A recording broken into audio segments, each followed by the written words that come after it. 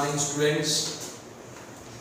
Last chapter એટલે કે first chapter ની અંદર આપણે નામાનો અર્થ, તેના લક્ષણ, તેના હેતુઓ, લાભ એટલે કે મહત્વ, મર્યાદા, પારિભાષિક શબ્દો, નામું લખવાની પદ્ધતિઓ, આ દરેક વસ્તુનો અભ્યાસ કર્યો। આજે આપણે ચેપ્ટર નંબર 2 નો અભ્યાસ કરીશું। ચેપ્ટર નંબર 2 જે છે એ નામા માટે બહુ જ અગત્યનું ચેપ્ટર છે, કેમ કે આ ચેપ્ટરની અંદર તમારે અહીંયા આર્થિક વ્યવહાર, બિનઆર્થિક વ્યવહાર, રોકડ व्यवहार, उधार व्यवहार, खाताना प्रकार, खाताना नियमो, उधार जमाना नियमो जेने कहेवाय एना विषे अभ्यास करवानो छे। आ चैप्टर 2 पर आधारित चैप्टर नंबर 4 रहेशे, जे नामानु अगत्यनु चैप्टर छे। आमनो चैप्टर 2 ए नामानो पायो એટલે કે કોઈ પણ વ્યક્તિને ઊભા રહેવું હોય તો એના પગ ઉપર એ ઊભો રહી શકે, એમ ચેપ્ટર નંબર 2 એ નામાના પિલર કહેવાય છે, એટલે કે એ પગનું કામ કરે છે અથવા તો હૃદયનું કામ કરે છે। ચેપ્ટર નંબર 2 ની અંદર પહેલા ચેપ્ટરની જેમ એકલી થિયરી नहीं आवे, परंतु चैप्टर नंबर 2 માં દાખલા પણ આવશે, જે ખૂબ જ મહત્વના અને અગત્યના છે। ચેપ્ટર નંબર 1 ની અંદર આપણે ધંધાકીય વ્યવહાર પહેલા નંબરનો પારિભાષિક શબ્દ હતો, જે તમારે અહીંયા પણ રહેશે, એના પ્રકાર પણ આપણે સમજ્યા, એ જ વસ્તુ અહીંયા રહેશે। ત્યારબાદ આપણે કંઈક આગળ એની ચર્ચા કરીશું। તો ચેપ્ટર નંબર 2 નું વિદ્યાર્થી મિત્રો નામ છે વ્યવહારોની દ્વિઅસર અને ખાતાના પ્રકાર। વિદ્યાર્થી મિત્રો લાસ્ટ લેક્ચરમાં આપણે સૌથી છેલ્લે વાત કરી હતી કે નામા રાખવાની પદ્ધતિઓ, નામું રાખવાની પદ્ધતિઓ। તો નામું રાખવાની બે પદ્ધતિઓ છે। પહેલા નંબર પર આવે છે તમારી પાસે દેશી નામા પદ્ધતિ, જેનું બીજું નામ છે વહી ખાતા પદ્ધતિ। બીજા નંબર પર આવે છે દ્વિનોંધી નામા પદ્ધતિ। દ્વિનોંધી નામા પદ્ધતિની વિદ્યાર્થી મિત્રો લેખિત સૈદ્ધાંતિક શરૂઆત અથવા તો એનો પહેલો ખ્યાલ કોણે આપ્યો હતો તો કે 1494 માં ઇટાલીના પાદરી શ્રી લુકા પેસિયોલીએ તેમના ગણિત શાસ્ત્રના પુસ્તકની અંદર તેનો ઉલ્લેખ કર્યો હતો। तो द्विनोंधी नामा पद्धति શું છે, તેમાં કયા નિયમો છે, તેને કઈ રીતે પ્રચલિત બનાવવામાં આવી, તેમાં નામું કઈ રીતે લખાય, એની બધી જ રજૂઆત અહીંયા બીજા ચેપ્ટરમાં તમને કરવામાં આવી છે। તો આજે આપણે સૌપ્રથમ એનો પહેલો પોર્શન કરીશું।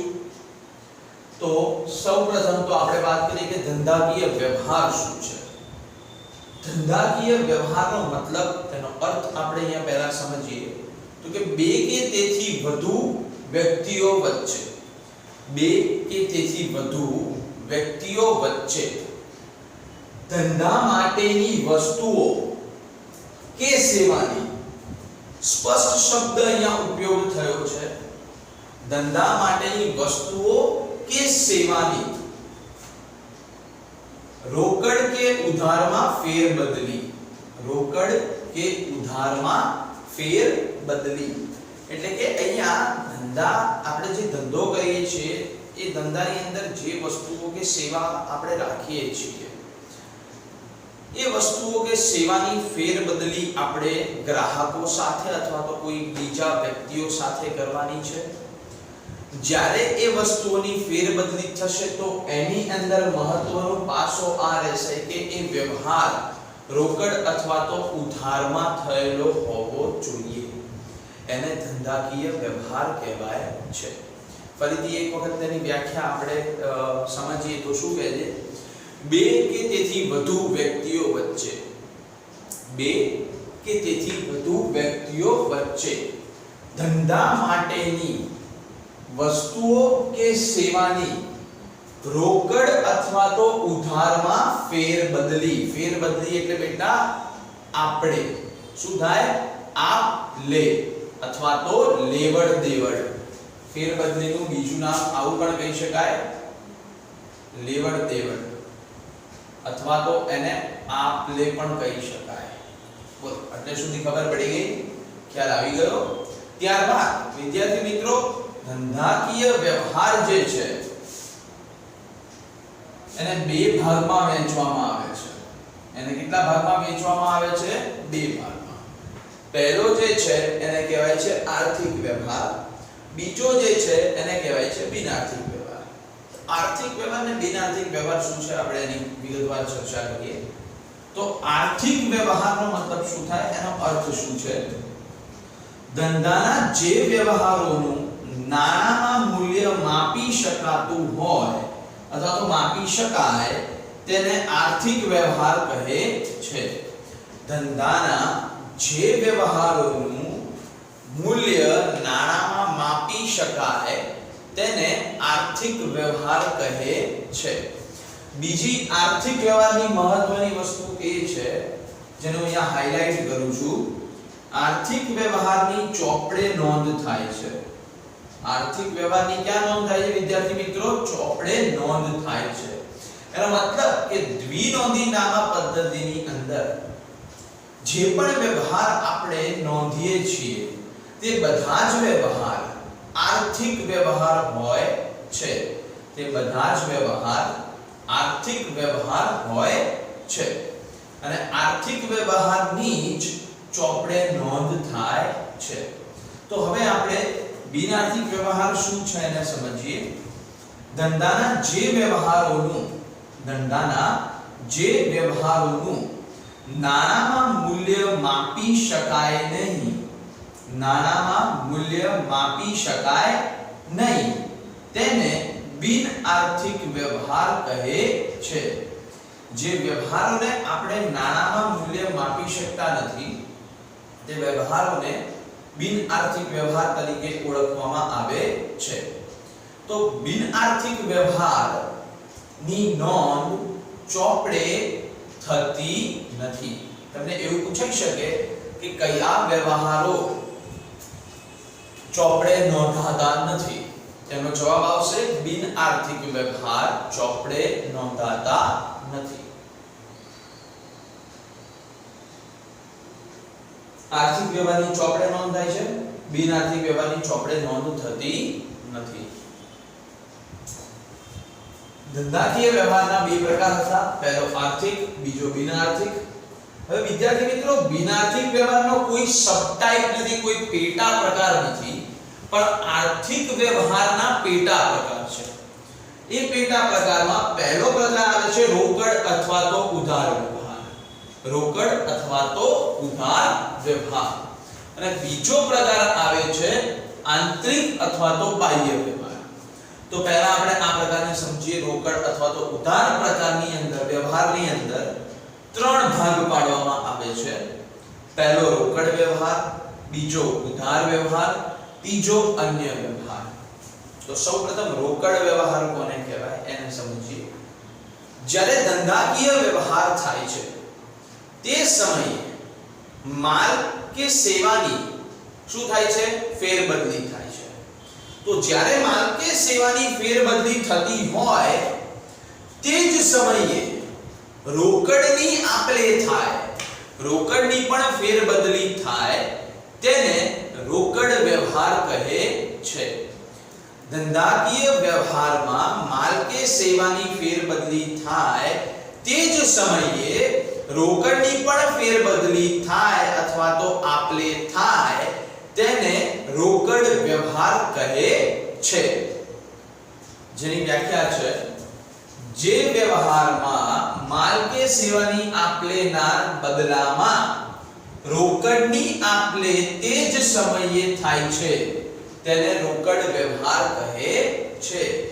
માલ કે સેવાના બદલામાં રોકડની પણ આપ-લે થાય છે, પણ કયા સમયે વિદ્યાર્થી મિત્રો? તે જ સમયે, ઇમિડિયેટલી, એ જ ટાઈમ પર એને રોકડ વ્યવહાર કહેવાય છે. ઉધાર વ્યવહાર શું છે? તો કે જે વ્યવહારમાં માલ કે સેવાની આપ-લે થયા બાદ રોકડની આપ-લેને થોડા સમય માટે મુલતવી રાખવામાં આવે છે. થોડા સમય માટે મુલતવી રાખવામાં આવે છે. મુલતવી એટલે કે એ સમયે રોકડની આપ-લે નથી થતી, પરંતુ રોકડની આપ-લે ભવિષ્યમાં થશે. એટલે કે 2-4 દિવસ બાદ, 1 મહિના પછી, 15 દિવસ પછી, અઠવાડિયા પછી, જે પણ સમય નક્કી થાય ભવિષ્યમાં ત્યારે, તો તેને ઉધાર વ્યવહાર કહે છે. જે વ્યવહારમાં માલ કે સેવાની આપ-લે થયા બાદ રોકડની આપ-લેને થોડા સમય માટે મુલતવી રાખવામાં આવે છે તથા તેની ચૂકવણી ભવિષ્યમાં કરવામાં આવે છે તેને ઉધાર વ્યવહાર કહે છે. તો રોકડ અને ઉધારમાં તમને ખ્યાલ આવ્યો. ત્યારબાદ અન્ય વ્યવહાર છે. અન્ય વ્યવહાર તમને શું કહે છે કે આ વ્યવહારની અંદર કોઈ જગ્યા પર રોકડ કે ઉધાર વ્યવહારની થતો નથી. અન્ય વ્યવહારની અંદર કોઈ પણ જગ્યાએ રોકડ અથવા તો ઉધાર વ્યવહાર થતો નથી, પરંતુ અહીંયા એવું બને છે કે માલ કે સેવાની આપ-લે કર્યા બાદ સામે પણ તમને માલ કે સેવાની જ આપ-લે થાય. જેમ કે કોઈ ધંધાદારી વ્યક્તિ જેનો ધંધો ફર્નિચરનો છે, તે વેપારી બૂટ ચપ્પલ વાળાને ત્યાં ટેબલ બનાવવાનું કામ કરે છે. શેનું કામ કરે છે? ટેબલ બનાવવાનું. આ થોડુંક તમને બહુ નાનું એવું ઉદાહરણ લાગશે, બદલી નાખું છું એને. હા, કોઈ ફર્નિચરનો વેપારી છે જે એક શોરૂમમાં, મોબાઈલનો શોરૂમ છે, એ શોરૂમમાં એનું મેઇન ડેસ્ક, એટલે જ્યાં ઓનરને બેસવાની જગ્યા છે, એ ડેસ્ક, ટેબલ બનાવી આપે છે, એનું કામ કરે છે. હવે એ મોબાઈલ શોપ વાળો વ્યક્તિ, એનો માલિક, એને સામે પૈસા આપવાની જગ્યાએ એને એના કામ કર્યાની રકમ જેટલી જ કિંમતનો એને સામે મોબાઈલ આપે છે. તો આને કહેવાય છે અન્ય વ્યવહાર. તો આને શું કહેવાય છે? અન્ય વ્યવહાર. ત્યારબાદ આર્થિક વ્યવહારનો બીજો પ્રકાર છે આંતરિક અને બાહ્ય. આંતરિક અને બાહ્ય વ્યવહાર. તો શું છે આંતરિક અને બાહ્ય? આંતરિક એટલે અંદરનું, બાહ્ય એટલે બહારનું. તો આંતરિક વ્યવહારને આપણે સમજીએ. ધંધાના અમુક વ્યવહારમાં અન્ય પક્ષકારની જરૂર હોતી નથી. અન્ય પક્ષકારની જરૂર હોતી નથી. આ વ્યવહારો ધંધામાં જ થતા હોય છે. આ વ્યવહારો ધંધામાં જ થતા હોય છે. આ વ્યવહારોની હિસાબી અસર ચોપડાઓમાં નોંધવામાં આવે છે. જેમ કે મિલકત પર ઘસારો ગણ્યો, મૂડી પર વ્યાજ આપ્યું, ઉપાડ પર વ્યાજ લીધું. આ બધી વસ્તુ જે છે એ ધંધાની આંતરિક વસ્તુ છે, જેમાં બાહ્ય પક્ષકારની કોઈ ઇન્ટરફિયરન્સ હોતું નથી. બાહ્ય પક્ષકાર જોડે કોઈ વ્યવહાર થતો નથી.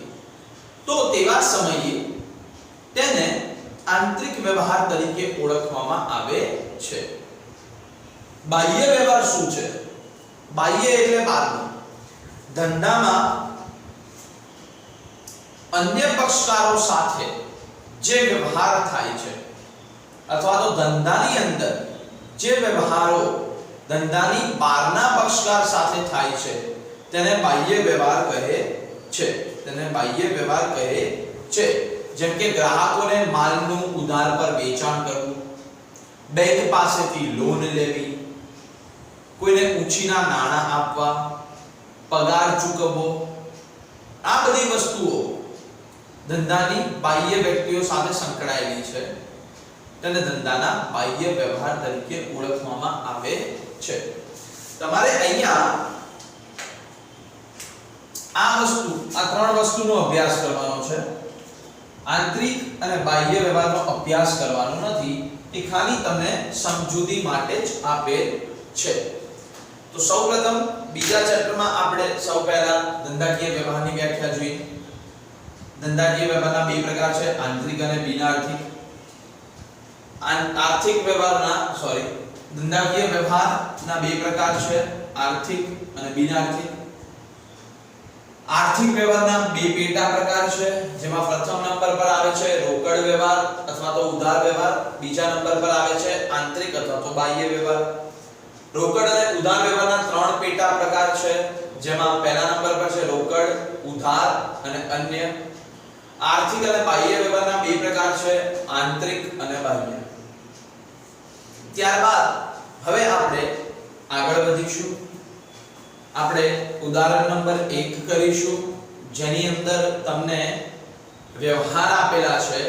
તે વ્યવહાર પરથી તમારે એ વ્યવહાર આર્થિક છે કે બિન આર્થિક છે તેની તમારે સમજૂતી આપવાની છે.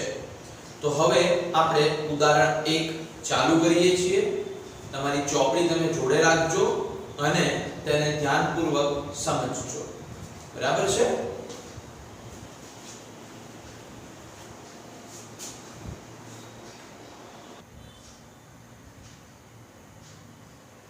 આપ સૌ અહીંયા જોઈ શકો છો કે મેં બોર્ડ ઉપર અહીંયા 11 અલગ અલગ વ્યવહારો નોંધેલા છે. જે વ્યવહારોને તમારે આર્થિક અથવા તો બિન આર્થિક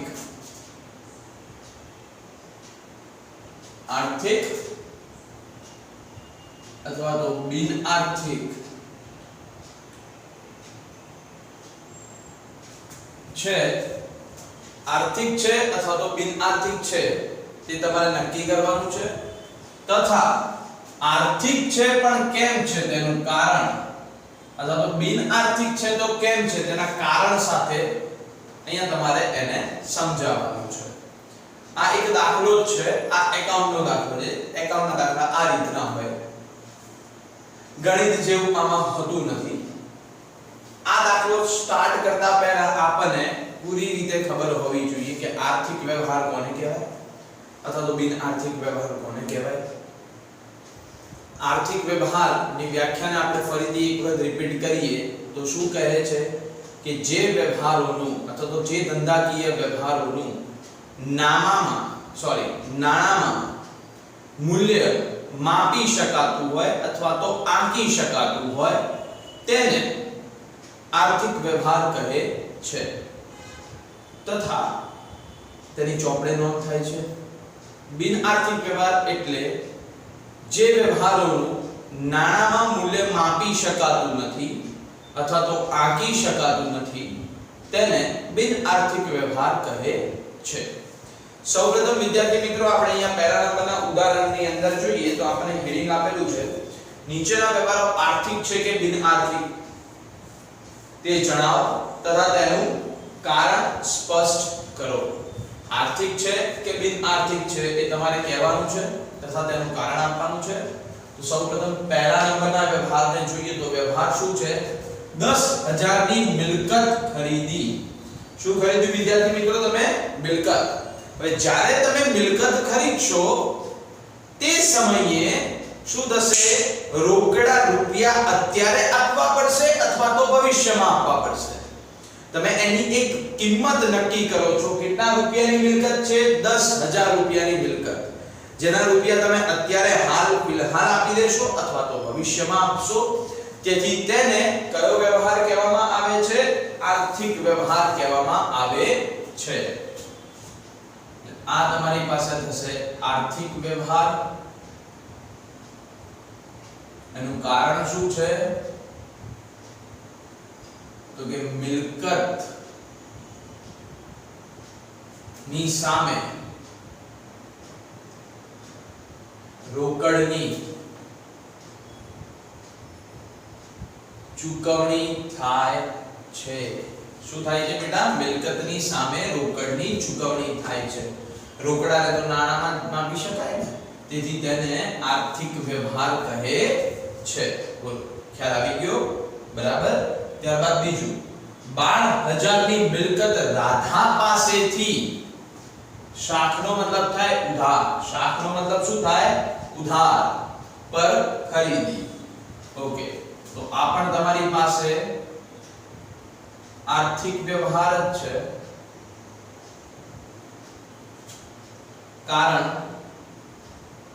અહીં મિલકતની ખરીદી ઉધાર પર થાય છે. મારી પાસે જગ્યા નથી, તમારે જેને આગળ લખવું હોય તો લખી શકો છો, જેની ચૂકવણી ભવિષ્યમાં થશે, તેથી તેને પણ આર્થિક વ્યવહાર કહેવામાં આવે છે. ત્યારબાદ નંબર 3, 20000 માં મિલકત વેચી. શું કર્યું બેટા? 20000 માં મિલકત વેચી. મિલકત વેચો તો શું આવે તમારી પાસે? રૂપિયા આવે, રોકડા રૂપિયા આવે, એટલે આને પણ આર્થિક વ્યવહાર કહેવાશે. તેનું કારણ મિલકત વેચાણની સામે રોકડની આપલે. મિલકત વેચાણની સામે રોકડની આપલે. મિલકત વેચશો, કોઈને નામની કરશો, એ તમને રોકડા રૂપિયા આપશે, તેથી તેને આર્થિક વ્યવહાર કહે છે. તેથી તેને કયો વ્યવહાર કહે છે? આર્થિક વ્યવહાર. 22000 માં મિલકત મીરાને શાખ પર વેચી. આપણે ધંધાદારી વ્યક્તિ છીએ, આપણી કોઈ મિલકત છે, એને 22000 એની કિંમત છે, જેને આપણે નાણાની અંદર મૂલ્ય નાખી શકીએ છીએ. કેટલી? 22000. એ મિલકતને આપણે મીરાને શાખ ઉપર આપીએ છીએ, એટલે અત્યારે હાલ ફિલહાલ રોકડા રૂપિયા નહીં મળે, પણ એની ચૂકવણી ભવિષ્યમાં થશે, તો એને આપણે નાણાની અંદર એનું મૂલ્ય આંકી શકીએ છીએ. તેથી આને પણ આર્થિક વ્યવહાર કહેવાશે, કારણ મિલકત ઉધાર પર વેચેલ છે, જેની ચૂકવણી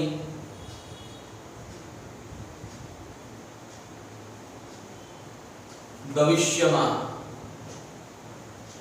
થશે, જેની ચૂકવણી ભવિષ્યમાં થશે. Okay, next 8000 મજૂરીના ચૂકવ્યા. શેના ચૂકવ્યા બેટા? 8000 મજૂરીના. પાછળ શબ્દ સાંભળજો, શું લખ્યું છે? ચૂકવ્યા. ચૂકવ્યાનો મતલબ તમે અત્યારે હાલ પૈસા આપી દીધા છે.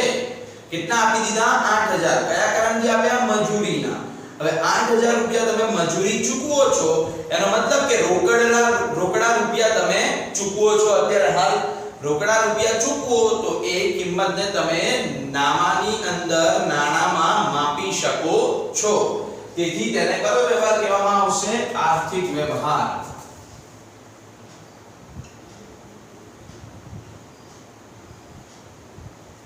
કારણ રોકડની આપલે. રોકડની આપલે. બરોબર, ખ્યાલ આવી ગયો આની અંદર? ખબર પડી ગઈ? ત્યારબાદ 9000 રૂપિયા ભાડાના મળ્યા. અહીંયા તમને રૂપિયા મળે છે, અહીંયા તમને રૂપિયા મળે છે, તેથી તેને કયો વ્યવહાર કહેવાય? આર્થિક વ્યવહાર. તેથી તમને આને કયો વ્યવહાર કહી શકો? આર્થિક વ્યવહાર. કારણ શું બનશે?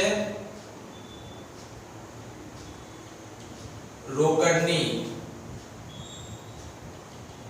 આપલે. ભાડું તમને મળ્યું, તમે તમારું ઘર કોઈને ભાડે આપ્યું હોય, એ વ્યક્તિ મહિનો થાય એટલે તમને ભાડું ચૂકવે, એ ચૂકવે, તમને શું થાય બેટા? મળે. મળે તો શું થાય? પૈસા આવે, રોકડા મળે, તેથી તેને શું કહેવાય? આર્થિક વ્યવહાર. 15000 નું દેવું ચૂકતે કર્યું. મેં કોઈની પાસેથી ઉછીના રૂપિયા લીધા હતા, એ ઉછીના રૂપિયા હવે હું એ વ્યક્તિને પરત કરું છું. દેવા પેટે મારી જે રકમ હતી એ કિંમત હતી 15000. આજે હવે હું એ રૂપિયા એને પાછા ચૂકવું છું.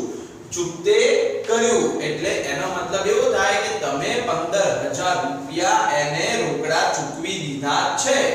જ્યારે તમે રૂપિયા ચૂકવો છો એનો મતલબ કે રોકડની આપ-લે થઈ, તેથી તેને કયો વ્યવહાર કહેવાય? આર્થિક વ્યવહાર.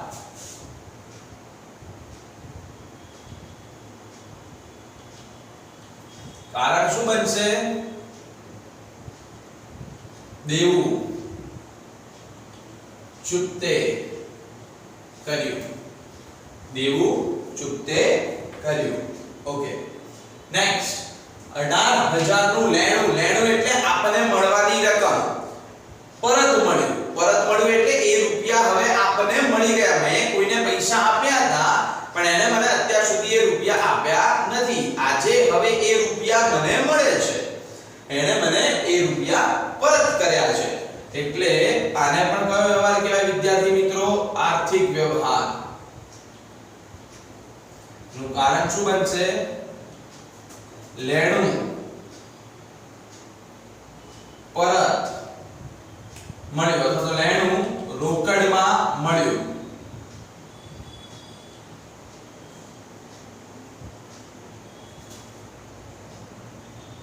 નેક્સ્ટ 10,000 ના માલનો ઓર્ડર મળ્યો.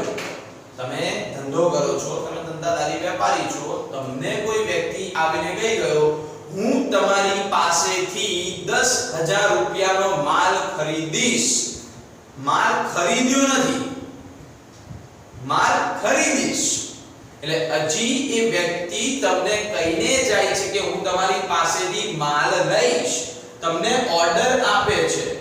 હજી સુધી તમે એને માલ આપ્યો નથી કે એણે તમારી પાસેથી માલ લીધો નથી. તેથી આને કયો વ્યવહાર કહેવાય? બિન આર્થિક વ્યવહાર કહેવાય.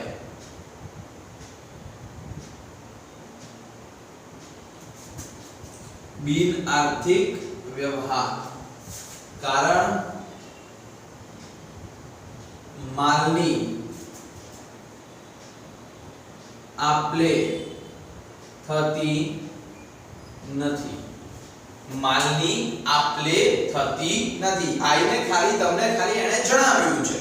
જ્યારે માલની આપ-લે થશે ત્યારે એ તમારો આર્થિક વ્યવહાર ગણાશે.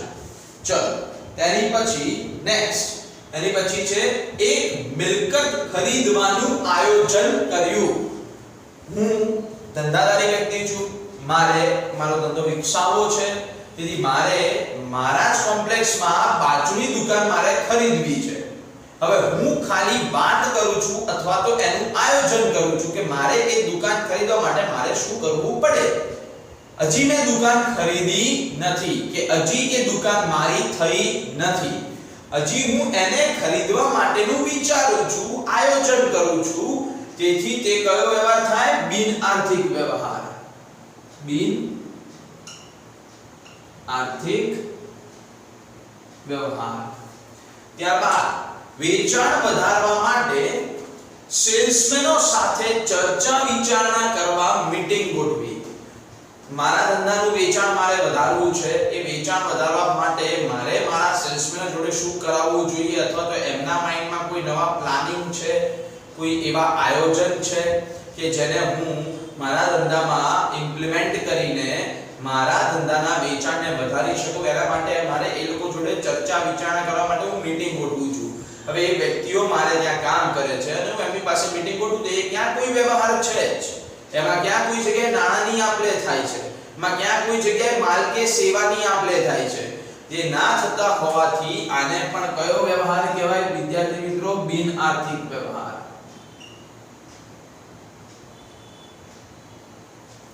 પત્નીને સાડી લઈ આપી પત્નીને સાડી લઈ આપવા માટેનું વિચાર્યું. ધંધાએ બહારના વ્યક્તિને પૈસા આપવાની વિચારણા કરી. આ દરેક વસ્તુને બિન આર્થિક વ્યવહાર કહેવાય છે, જેમાં નાણાંનું કોઈ પણ જગ્યાએ આપ-લે થતી નથી. અને બાકીના 1 2 3 4 5 6 7 8 આ 1 થી 8 વ્યવહારમાં તમે જોઈ શકો છો કે જે નાણાંની આપ-લે થાય છે. તેથી તેને આર્થિક વ્યવહાર કહેવાય અને આ બાકીના 3 વ્યવહારોને બિન આર્થિક વ્યવહાર કહેવાય. જે પણ આર્થિક વ્યવહાર છે એની આપણે ચોપડે નોંધ કરીએ છીએ, જે બિન આર્થિક વ્યવહાર છે એની આપણે ચોપડે નોંધ કરતા નથી, ખાલી એટલું જ લખીએ છીએ બિન આર્થિક વ્યવહાર, અથવા તો એ પણ લખતા નથી પરંતુ એને નોંધતા જ નથી. જ્યારે આ પ્રકારનો તમારી પાસે દાખલો પૂછાય તો તમારે આ સવાલ લખવાની કોઈ જરૂર નથી, ખાલી જવાબ લખવાનો હોય કે આ રીતે નંબર 1 આર્થિક વ્યવહાર, ત્યારબાદ તેનું કારણ રોકડની આપ-લે થાય છે. આ સમજાવવા માટે મેં કારણ લખ્યું છે. કારણ તમે તમારી રીતે દરેક વ્યવહાર દ્વારા તમે અલગ અલગ લખી શકો છો. તમારે ખાલી એક્ઝામમાં આટલું જ લખવાનું હોય છે. પણ અત્યારે હાલ આ કોરોનાના મહામારીના કારણે આપણે અત્યારે ફિઝિકલ ક્લાસ આપણે કરી શકતા નથી, તમે ક્લાસ ઉપર આવી શકતા નથી, જેથી મારે તમને વર્ચ્યુઅલ લેક્ચર્સ થી ભણાવવાનું હોય છે. એટલે મેં અહીંયા સવાલ પણ લખ્યા છે અને એના જવાબ પણ લખ્યા છે. જ્યારે તમે એક્ઝામ આપો ત્યારે તમારે ખાલી આ રીતનો આન્સર જ લખવાનો રહેશે, સવાલ લખવાની કોઈ જરૂર રહેતી નથી. બરાબર છે? ત્યારબાદ હવે આપણે રોકડ અને ઉધાર વ્યવહાર છે. આ જ રીતે આપણે રોકડ અને ઉધાર વ્યવહાર કોને કહેવાય એનો ખ્યાલ મેળવવાનો છે. રોકડ અને ઉધાર વ્યવહાર કઈ રીતે ઓળખવા, તેની ઓળખ શું છે તેની હવે આપણે ચર્ચા કરીશું. બરાબર છે? આ ઉદાહરણ તમારે નોટબુકમાં પણ લખવાનું છે, કેમ કે આનો કોઈ સ્વાધ્યાયમાં દાખલો નથી. તેથી તમે આ ઉદાહરણને ધ્યાનપૂર્વક સમજજો અને તેને તમારે નોટબુકમાં પણ લખવાનું રહેશે.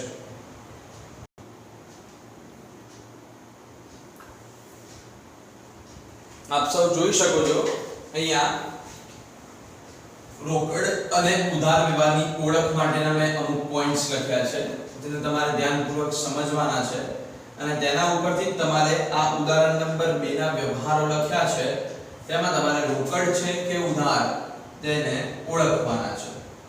તો સૌપ્રથમ તો આપણે રોકડ અને ઉધાર વ્યવહારની ઓળખને સમજીએ. તો જે વ્યવહારમાં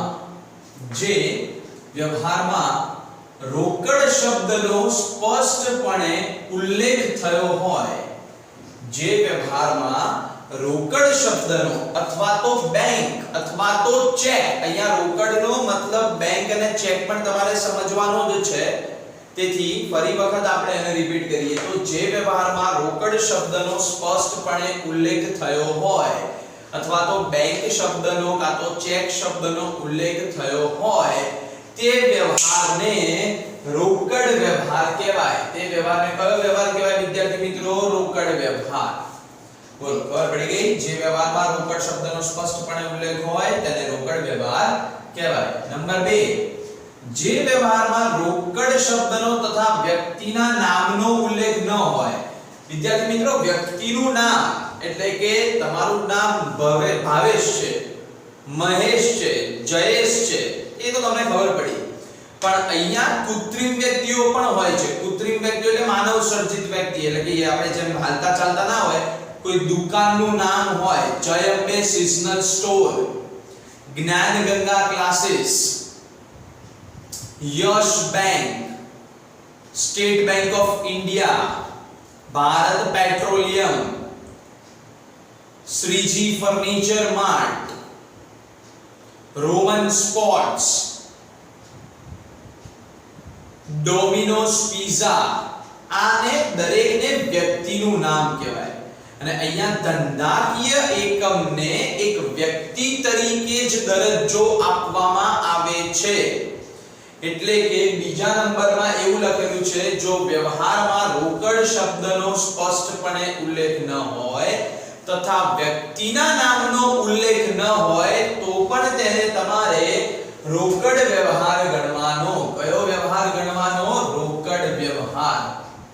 ત્યારબાદ ત્રીજા નંબર પર જો વ્યવહારમાં રોકડની વધઘટ થતી હોય તો પણ તેને રોકડ વ્યવહાર કહેવાય. 3 કારણ છે રોકડ વ્યવહારના. કયા કયા છે? રોકડ શબ્દનો સ્પષ્ટપણે ઉલ્લેખ થાય તો રોકડ વ્યવહાર. બીજા નંબર પર વ્યવહારમાં રોકડ શબ્દ કે પછી વ્યક્તિના નામનો ઉલ્લેખ ના હોય તો પણ રોકડ વ્યવહાર. ત્રીજો નંબર, જો વ્યવહારમાં રોકડની વધઘટ થતી હોય તેવું તમને દેખાય તો પણ રોકડ વ્યવહાર. ઉધાર વ્યવહારમાં શું થાય છે તો કે જે વ્યવહારમાં વ્યક્તિના નામનો ઉલ્લેખ હોય, વ્યક્તિના નામનો ઉલ્લેખ હોય તો તેને ઉધાર વ્યવહાર ગણવો. તો તેને કયો વ્યવહાર ગણવો વિદ્યાર્થી મિત્રો? ઉધાર વ્યવહાર. જો વ્યવહારમાં વ્યક્તિના નામનો ઉલ્લેખ હોય તો તેને ઉધાર વ્યવહાર ગણવો. બોલો એટલે સુધી ખબર પડી ગઈ? ફરીથી રિપીટ કરીએ. જો વ્યવહારમાં રોકડ શબ્દનો ઉલ્લેખ થયો હોય તો રોકડ વ્યવહાર. જો વ્યવહારમાં રોકડ શબ્દનો ઉલ્લેખ તથા વ્યક્તિના નામનો ઉલ્લેખ ન હોય તો તેને રોકડ વ્યવહાર ગણવો. જો વ્યવહારમાં રોકડની વધઘટ થતી હોય તો પણ તેને રોકડ વ્યવહાર ગણવો. અને જો વ્યવહારમાં વ્યક્તિના નામનો ઉલ્લેખ હોય તો તેને ઉધાર વ્યવહાર કહેવામાં આવે છે. હવે ઉદાહરણ નંબર 2 કરીશું. ઉદાહરણ નંબર 2 માં તમને એવું કીધું છે કે નીચેના વ્યવહારો રોકડ છે કે ઉધાર તે જણાવો તથા તેનું કારણ સમજાવો. તો સૌપ્રથમ આપણે અહીંયા સ્ટાર્ટ કરીએ છીએ ઉદાહરણ નંબર 2 જેના મેં ક્વેશ્ચન્સ લખેલા છે અને હવે આપણે અહીંયા એના આન્સર લખીશું. તો પહેલાની અંદર પહેલો વ્યવહાર 500 નો માલ રોકડેથી વેચ્યો. 500 નો માલ રોકડેથી વેચ્યો. વિદ્યાર્થી મિત્રો વ્યવહારની અંદર તમે જોઈ શકો છો અહીંયા રોકડ શબ્દનો સ્પષ્ટપણે ઉલ્લેખ થયો છે. તેથી તેને કયો વ્યવહાર કહેવામાં આવશે? રોકડ વ્યવહાર. તેથી તેને કયો વ્યવહાર કહેવામાં આવશે? રોકડ વ્યવહાર. તમારે એનું કારણ આપવાનું છે.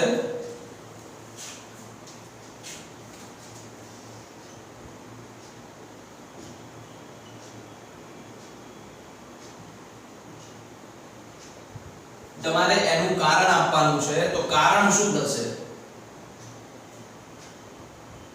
વ્યવહારમાં રોકડ શબ્દનો ઉલ્લેખ થાય છે.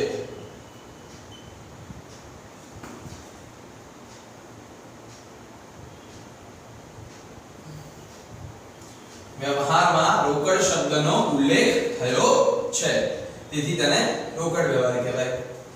નંબર 2 800 નો માલ ખરીદ્યો. 800 નો માલ ખરીદ્યો. આપ જોઈ શકો છો કે વ્યવહારમાં રોકડ શબ્દનો ઉલ્લેખ નથી તથા વ્યક્તિના નામનો પણ ઉલ્લેખ નથી. તેથી તેને કયો વ્યવહાર ગણવામાં આવશે? રોકડ વ્યવહાર. રોકડ વ્યવહાર. કારણ વિદ્યાર્થી મિત્રો તમે જ્યારે માલ ખરીદો ત્યારે શું થાય વિદ્યાર્થી મિત્રો? રોકડની આપ-લે. ત્યારે શું થાય? રોકડની આપ-લે. તો એ પણ કારણ લખી શકો છો. માલ રોકડેથી ખરીદ્યો અથવા તો રોકડની આપ-લે થાય છે. અથવા તો આપણું અહીંયા જે બીજું જે આ રીઝન જે છે ઓળખનું એ પણ તમે લખી શકો છો. વ્યવહારમાં રોકડ તથા વ્યક્તિ ના નામનો ઉલ્લેખ નથી. બોલો આમાં ખબર પડી ગઈ? બરાબર છે. ત્યારબાદ ત્રીજા નંબર પર 900 નો માલ મીનાને વેચ્યો. કોને વેચ્યો? મીનાને. મીના કોણ છે? વ્યક્તિ. તેથી તેને કયો વ્યવહાર કહેવામાં આવશે? ઉધાર વ્યવહાર. તેથી તેને કયો વ્યવહાર કહેવામાં આવશે? ઉધાર વ્યવહાર. કારણ શું આપીશું? કારણ લખીશું વ્યક્તિ ના નામનો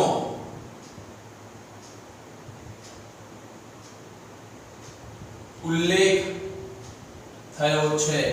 કારણ શું લખીશું? વ્યક્તિના નામનો ઉલ્લેખ થયો છે. ત્યારબાદ નેક્સ્ટ 2000 નો માલ નૂતનને રોકડેથી વેચ્યો. નૂતન વ્યક્તિ છે પણ રોકડ શબ્દનો પણ અહીંયા સમાવેશ થાય છે. જે વ્યવહારમાં રોકડ શબ્દનો વ્યવહાર થાય એટલે કે ઉલ્લેખ થયો હોય તેને કયો વ્યવહાર કહેવાય વિદ્યાર્થી મિત્રો? રોકડ વ્યવહાર. કારણ રોકડ શબ્દનો ઉલ્લેખ થયો છે. નેક્સ્ટ 5000 પગારના ચૂકવ્યા. જ્યારે તમે પગાર ચૂકવો ત્યારે રોકડની આપલે થાય, તેથી તેને કયો વ્યવહાર કહેવાય? રોકડ વ્યવહાર. રોકડ વ્યવહાર. કારણ રોકડની આપલે થાય છે. રોકડની આપલે થાય છે. નેક્સ્ટ 6 નંબર પર 8000 નું વીમા પ્રીમિયમ ભર્યું. વિદ્યાર્થી મિત્રો તમે અહીંયા શું કરો છો? વીમા પ્રીમિયમ ભરો છો. વીમા પ્રીમિયમ કઈ રીતે ભરશો? રોકડેથી. એટલે રોકડની શું થશે? આપલે થશે, ફેરબદલી થશે, લેવડ દેવડ થશે. તેથી તેને કયો વ્યવહાર કહેવાય? રોકડ વ્યવહાર. રોકડ વ્યવહાર. કારણ આ વ્યવહારમાં રોકડની વધઘટ થાય છે. અહીંયા ઘટશે રોકડ, કેમ? તો કે તમે ભર્યું છે, રોકડા જશે એટલે ઘટશે, એટલે વધઘટ થાય છે. નેક્સ્ટ 200 નો માલ નમૂના તરીકે મફત મળ્યો. વિદ્યાર્થી મિત્રો 200 રૂપિયાનો માલ તમને મફત મળે છે. ના તમે અહીંયા માલ તમે કોઈને આપો છો, ના એ વ્યક્તિ દ્વારા તમને અત્યારે રૂપિયા મળે છે, ના તમને ભવિષ્યમાં રૂપિયા મળશે, પણ અહીંયા ફક્ત તમે એક કોઈ જગ્યાએ જતા હતા અથવા તો કોઈ કંપનીનું પ્રમોશન થતું હતું તો એનો માલ જાહેરાત માટે અથવા તો નમૂના તરીકે મફત વેચ્યો. તેથી તેને આપણે બિન આર્થિક વ્યવહાર તરીકે ઓળખીશું. બિન આર્થિક વ્યવહાર. કેમ? તો આ વ્યવહારમાં ના તમારી પાસે રોકડની આપલે થાય છે, તેથી તેને બિન આર્થિક વ્યવહાર કહેવાય. ત્યારબાદ 5000 નું શ્રીજી ફર્નિચર માર્ટ માંથી કાં તો શ્રીજી ફર્નિચર માંથી ફર્નિચર ખરીદ્યું. શું ખરીદ્યું વિદ્યાર્થી મિત્રો? ફર્નિચર. ક્યાંથી ખરીદ્યું? શ્રીજી ફર્નિચર માંથી. શ્રીજી ફર્નિચર એ વ્યક્તિ છે. ઓકે, તો આને કયો વ્યવહાર કહેવાય? ઉધાર વ્યવહાર. આને કયો વ્યવહાર કહેવાય? ઉધાર વ્યવહાર. કારણ વ્યક્તિ ના નામનો ઉલ્લેખ થયો છે. વ્યક્તિના નામનો ઉલ્લેખ થયો છે. 3000 શાહ એજન્સીને જાહેરાતના ચૂકવ્યા. કોને ચૂકવ્યા? તમે લોકોએ શાહ એજન્સીને. કોને ચૂકવ્યા? શાહ એજન્સીને. તો આપણે અહીંયા જોઈ શકીએ છીએ કે જ્યારે આપણે પૈસા શાહ એજન્સીને ચૂકવીએ છીએ તો અહીંયા ચૂકવ્યાનો મતલબ શું થાય? કે રોકડા રૂપિયા આપણે શાહ એજન્સીને આપી દીધા છે, તેથી રોકડ ઘટે છે. શું થાય છે? અહીંયા રોકડ ઘટે છે. તેથી આને કયો વ્યવહાર કહેવાશે? રોકડ વ્યવહાર.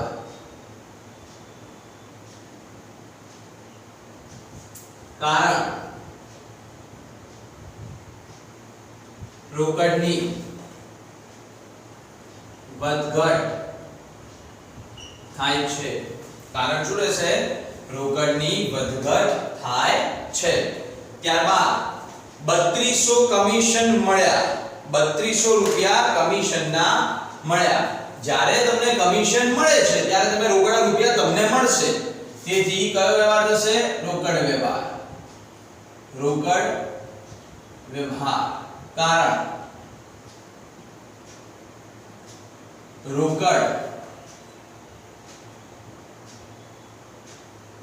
મળશે, તેથી તેમાં વધઘટ થશે. નેક્સ્ટ 5000 નો માલ રોકડેથી ખરીદ્યો. સ્પષ્ટપણે રોકડ શબ્દનો ઉલ્લેખ આવી ગયો. તથા નાણાં ચેકથી ચૂકવ્યા એટલે તમારી પાસે ચેક શબ્દ આવ્યો, તેથી તેને કયો વ્યવહાર કહેવાય? રોકડ વ્યવહાર. કારણ વ્યવહારમાં રોકડનો સ્પષ્ટ ઉલ્લેખ થયો છે. નેક્સ્ટ 6000 નો માલ વેચ્યો, નાણા ચેક થી મળ્યા. માલ વેચીએ છીએ એના નાણા ચેક થી મળશે. તો જ્યારે વ્યવહારમાં ચેક શબ્દ વપરાયો હોય, બેંક શબ્દ વપરાયો હોય તો તેને પણ તમારે રોકડ વ્યવહાર જ ગણવો. તેથી રોકડ વ્યવહાર, કારણ નાણા ચેક થી મળ્યા. નેક્સ્ટ ત્રીજા નંબર પર છે 500 ભાડાના ચેક થી મળ્યા. 500 રૂપિયા ભાડું આપણને મળ્યું, કઈ રીતે મળ્યું? ચેક થી. તો એ પણ કયો વ્યવહાર થાય? રોકડ વ્યવહાર. કેમ? તો કે તમને અહીંયા પૈસા મળે છે. કઈ રીતે મળે છે? ચેક થી. તો શું લખાય? વ્યવહારમાં ચેક મળ્યો છે. વ્યવહારમાં ચેક મળ્યો છે અથવા તો વ્યવહારમાં ચેકનો ઉલ્લેખ થયો છે. ચેકનો ઉલ્લેખ થયો છે. નેક્સ્ટ 700 રૂપિયા ટેલિફોન બિલ ચેક થી ચૂકવ્યું. ટેલિફોન બિલ ચેક થી ચૂકવીએ છીએ એટલે વ્યવહાર બેંક જોડે થશે. આપણા વતી પૈસા કોણ ચૂકવશે? બેંક. એટલે આપણી રોકડમાં શું થશે વિદ્યાર્થી મિત્રો? વધઘટ. તેથી આ વ્યવહાર પણ કેવો વ્યવહાર છે? રોકડ વ્યવહાર. કારણ ટેલિફોન બિલ ચેક થી ચૂકવ્યું.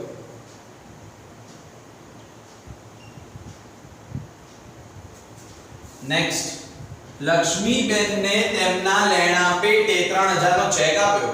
લક્ષ્મીબેન આપણી પાસેથી 3000 રૂપિયા માંગે છે, એમનું લેણું છે. તેથી આપણે એમને 3000 રૂપિયા ચૂકવીએ છીએ. કઈ રીતે ચૂકવીએ છીએ? 3000 રૂપિયા ચેક થી. એટલે આ કયો વ્યવહાર થશે? રોકડ વ્યવહાર. કારણ ચેક શબ્દનો ઉલ્લેખ, ચેક શબ્દનો ઉલ્લેખ થયો છે. આઈ હોપ કે તમે આને વ્યવસ્થિત રીતે સમજી શક્યા હશો. જો ના ખબર પડે તો બીજી વાર તમે આ વિડિયોને ફરીથી અહીંયા સ્ટાર્ટિંગ થી તમે રિપીટ કરજો, ધ્યાનપૂર્વક સાંભળજો. જે વ્યવહારમાં ચેક શબ્દનો ઉલ્લેખ થયો હોય, બેંક શબ્દ હોય, રોકડ હોય તો તેને રોકડ વ્યવહાર ગણવો. જે વ્યવહારમાં રોકડની વધઘટ થતી હોય તેને રોકડ વ્યવહાર ગણવો. ફક્ત વ્યક્તિનું નામ હોય તો તેને કયો વ્યવહાર ગણવો? ઉધાર વ્યવહાર ગણવો. બરાબર છે? ઓકે. સો આપણે આજે અત્યારે એટલે સુધી રાખીએ છીએ. ત્યારબાદ આપણે નેક્સ્ટ ટાઈમ આનાથી આગળ ખાતાના પ્રકાર વિશે જોઈશું. બરાબર છે? તમે એટલે સુધી તમે આજે આટલું રિવિઝન કરી નાખો. ત્યારબાદ નેક્સ્ટ ખાતાના પ્રકારને જોઈશું.